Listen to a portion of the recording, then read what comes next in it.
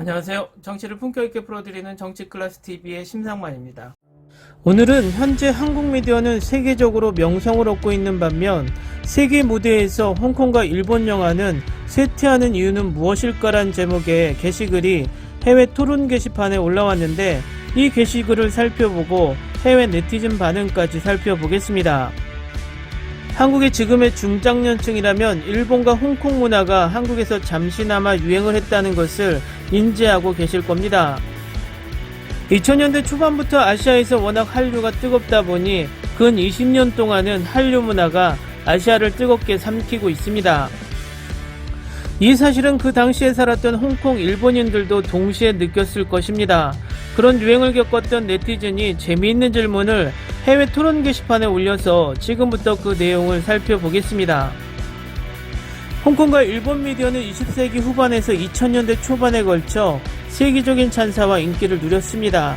홍콩 영화는 경찰과 쿵푸 영화로 유명하지만 일본 영화와 J-팝은 국제관객과 비평가의 찬사를 모두 받았습니다.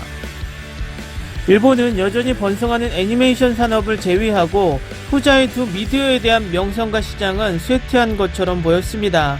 반면 한국은 K-팝, K-드라마 및 기생충, 올드보이, 부산행 등 비평가들의 찬사를 받을 수많은 인기 영화로 세계 무대를 강타하고 있습니다. 홍콩과 일본 미디어가 쇠퇴한 가운데 한국 미디어가 세계를 강타하는 이유는? 이 질문에 대한 해외 네티즌들의 답변입니다.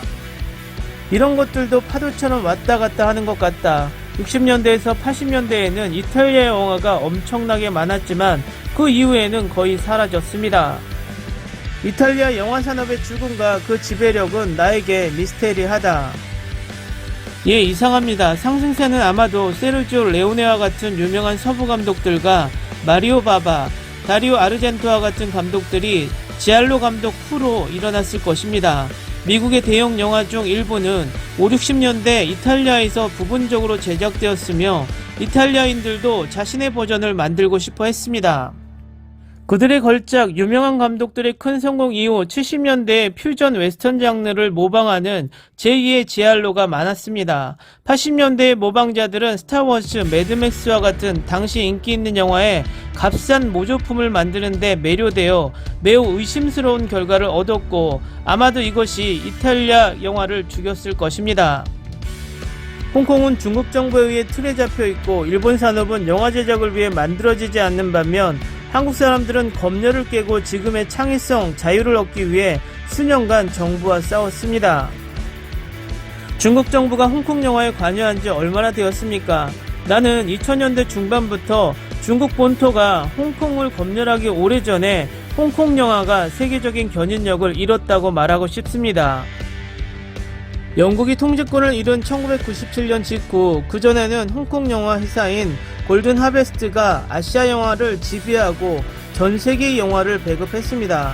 이소룡, 성룡, 스탠판추, 조누 등이 골든 하베스트의 어떤 임팩트와 함께 전설이었습니다. 1997년 이후 홍콩은 무간도와 같은 훌륭한 영화를 만들었고, 나중에 마틴 스콜세지가 디팔티드로 리메이크를 했습니다. 이후 할리우드에서는 다크나이트, 공각기동대 등의 영화에 홍콩 로케이션을 사용했지만 불행히도 홍콩 영화 산업은 중국 검열로 인해 생산적이지 못했습니다. 저는 예전에 홍콩에 살았는데 지금은 예술과 문화의 땅이라기보다 재정과 관료제의 땅에 가깝습니다. 예, 정부의 사상과 일치해야 할 때 아름다움, 엔터테인먼트 및 진실을 탐구하는 창의적인 작업을 만드는 것은 어렵습니다. 한국 정부는 21세기로 접어들면서 창조 산업에 대한 지원을 시작했습니다. 이것은 인터넷의 부상과 일치했습니다. 한국은 경제의 중요한 부분이 된 대중문화의 주요 수출국으로 부상했습니다. 이것은 자원 수출이 부족한 한국이 지난 30여 년 동안 가장 좋은 방법은 공산품뿐만 아니라 방탄소년단에서 복면가왕에 이르기까지 대중문화는 수출하는 것임을 깨달았다는 것입니다. 한국의 대중문화 지배력은 최근 일이 아니라 20여 년이 넘도록 만들어지고 있습니다. 유럽이나 미국에 산다면 생소하게 느껴질 수 있겠지만 90년대부터 K-팝과 드라마로 아시아 국가들을 정복하고 있습니다. 한류는 2000년대 중반 이후 한국 문화의 세계적 인기가 정치적으로 증가했습니다.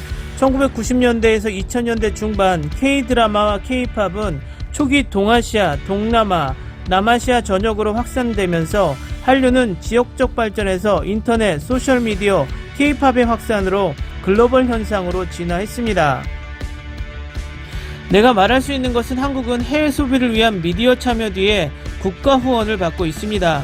내가 놀라운 영화를 믿는 것처럼 항상 긍정적인 것은 아니지만 영화 한여는 검열 이유로 시상식에서 무시되었습니다. 대조적으로 일본은 내수에 집중하고 있으며 IMO도 기술적으로 낙후되고 문화적으로 오래된 것에 접하고 있습니다. 그들은 20년 또는 30년 전에 했던 것과 같은 오래된 쓰레기를 생산하고 완전히 구식으로 보입니다.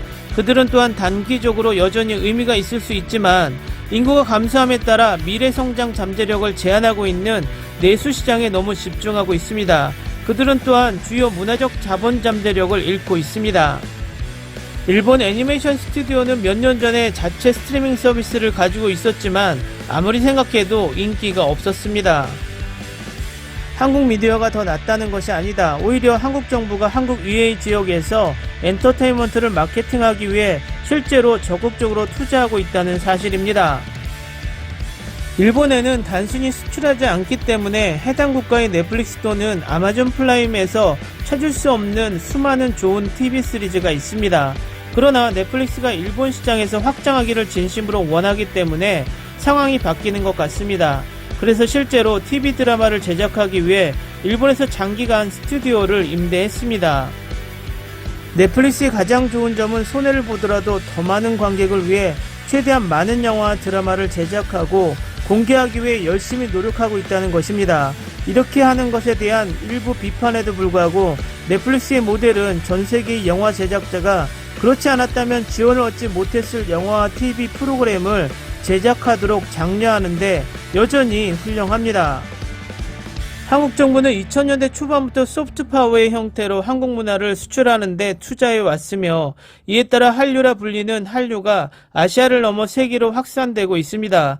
처음에는 K-팝과 K-드라마에 중점을 두었지만 국제적으로 타겟이 된 한국 영화의 새로운 물결도 정부의 지원을 받고 있다고 확신합니다. 나는 J-팝이 서양에서 인기와 비평가들의 찬사를 받은 적이 있는지 몰랐습니다. 그런 일이 있었어. 영화에 관한 한 일본은 역사적으로 만들어왔으며 오늘날까지 계속되고 있습니다. 영화 좀도둑은 2년 전이었었나요? 복잡한 문제를 단순화하기 위해 홍콩은 더 이상 존재하지 않으며 이제 중국의 일부일 뿐입니다. 이는 영국이 통치하에 있을 때 가졌던 창조적 자유와 수출 기회를 제한합니다. 여러가지 이유로 나는 일본에 대해 한국보다 더 폐쇄적이라고 말할 만큼 지식이 전혀 없습니다. 서구 미디어는 그곳에서 인기가 없고 그들의 미디어는 서구에서만큼 인기가 없습니다. 일본은 또한 70에서 80년대 호황을 누리던 이후 심각한 경제 침체를 겪었습니다. 그리고 인구 통계학적 변화로 어려움을 겪고 있으며 미래에 대한 계획이 없습니다. 예를 들어 일본은 2차 세계대전 동안 아무 잘못도 하지 않았다는 보수주의에 대한 정치적 지지가 증가하고 있습니다. 한국은 삼성과 LG와 같은 세계 최고의 기술회사와 함께 미친 경제여왕을 누리고 있습니다. 1987년 군사독재가 무너진 이후로 정치적인 변화도 컸습니다. 한국은 2차 세계대전이 끝날 때까지 일제히 지배를 받았고 그로 인해 북한은 공산독재, 남한은 우익군사독재로 바뀌었습니다. 그리고 1987년에 독재 정권이 무너졌음에도 불구하고 정부는 10년도 채 안되기 전까지 여전히 미디어를 블랙리스트에 올리고 검열했습니다. 예를 들어 최고의 작품을 오스카상으로 보내지 못했습니다. 민주주의가 그곳에서 전진함에 따라 그들은 더 큰 국제적 접근과 성공을 얻었습니다. 솔직히 한국 사람들은 서구 미디어를 훨씬 더 많이 소비하고 그들의 문화를 더 서구적으로 받아들이는 경향이 있다고 생각합니다. 반면 일본은 현재 더 전통적이고 일본적인 것을 유지하는데 오류가 있습니다. 유학생이 많은 학교에서 공부한 경험에 따르면 일본인과 중국인 학생들은 일반적으로 문화적 장벽이 더 큰 반면 한국인은 언어가 다른 서양인처럼 행동하는 경향이 있습니다. 분명히 이러한 국가적 문화 경향은 가족마다 정치, 종교, 계층, 지역 등에 따라 다를 것이기 때문에 이와 같은 광범위한 경향은 중요하게 받아들일 필요가 있습니다. 형, 나는 일본 영화를 좋아하지만 최근 일본 영화가 얼마나 나쁜지 실망했습니다. 중국 본토가 홍콩 영화의 산업에 쇠퇴의 책임이 있다는 것을 잘 알고 있습니다. 요즘 매우 선전 중심이고 재미가 없습니다. 적절한 시기에 온 것 같아요. 소셜미디어, 자신을 더 잘 나타내는 자료를 갈망하는 밀레니얼 세대, 생산 및 기술의 발전, 지금 나머지 세계는 한국의 리드를 따를 뿐입니다. 정말 정확히 앞으로 한국에는 현재 훌륭한 감독이 몇 명 있습니다. 영국에는 60년대 좋은 감독이 있었습니다. 이탈리아에는 70년대에 좋은 감독이 있었습니다. 미국에는 80년대에 좋은 감독이 있었습니다. 박찬욱과 봉준호가 좋은 영화를 만드는 것을 그만두면 다음 물결은 다른 곳에서 도래할 것입니다. K-팝은 10대와 10대들이 원하는 것에 정확히 맞도록 구성된 밴드와 함께 매우 공학적인 음악이며 훌륭하게 홍보됩니다. 그것은 너무 잘 작동하여 전 세계로 퍼진 견인력이 있습니다. K-팝의 문학적 문이 열리자 비한국인 청중은 그 나라가 제공하는 다른 것을 보고 싶어 했고 전체 한국 열풍이 시작되었습니다. 댓글 반응 잘 보셨나요? 일본, 홍콩의 문화가 쇠퇴하고 한국의 문화가 지금 세계적으로 반짝반짝 빛나고 있다는 것을 이 한 해외 네티즌 질문으로 증명이 됩니다. 어떤 답변은 어이가 없는 답변도 있고 어떤 답변은 정말 논리적인 답변도 보입니다. 우리는 한류가 언제까지 퍼져나갈지 기대가 되기도 하며 또 언제 끝날지 두렵기도 합니다. 하지만 옛 미국 영화 죽은 시인의 사회 속 키딩 선생님의 말처럼 까르페 디엠, 현재를 즐겨라처럼 우리가 한류를 즐겨야 된다고 생각합니다. 우리는 가끔 한류가 올림픽에 나간 선수처럼 해외에 나가서 금메달을 따야 될 것처럼 두 손을 모으고 조바심으로 지켜보고 있다는 것입니다. 정작 한류를 즐겁게 즐기는 해외 한류 팬들은 자연스럽게 대하고 있는데 말입니다.